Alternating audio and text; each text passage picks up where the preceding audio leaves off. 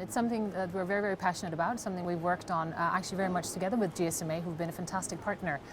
in our efforts. Child online protection is one of our main pillars of our corporate responsibility program, because we see it as something that's bigger than just looking after the children of our consumers. I think in this world where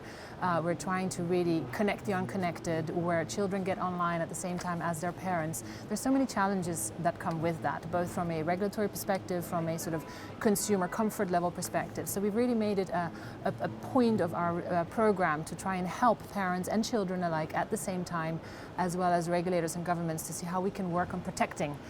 the children, and yet at the same time allowing for this connectivity, allowing them to really get online and get the best out of the internet, of mobile, whether that's in education, in health, or anything else, enjoying life through things like Facebook and other campaigns. I think where we see the best results is where you have really three key pillars that play in. One is the availability of legal frameworks. It's incredibly important that we are very clear on what is criminal,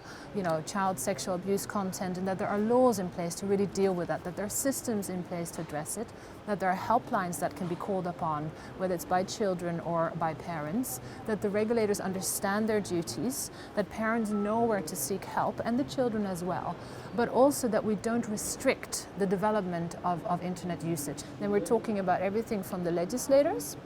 the court system, the law enforcement agencies are the ones who can actually investigate any criminal activity, the NGOs who can help educate parents,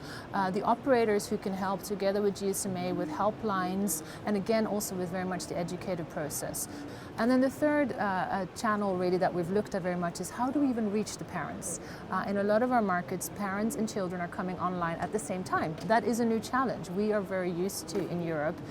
knowing what the internet is like, being able to educate our children. That is not necessarily the case with first-time users. That opportunity is not always as prevalent in some of our African markets, where parents may not actually have smartphones themselves, they may be illiterate, they may have a fear for the internet, and there's more work to be done there, which we're looking forward to doing also together with the GSMA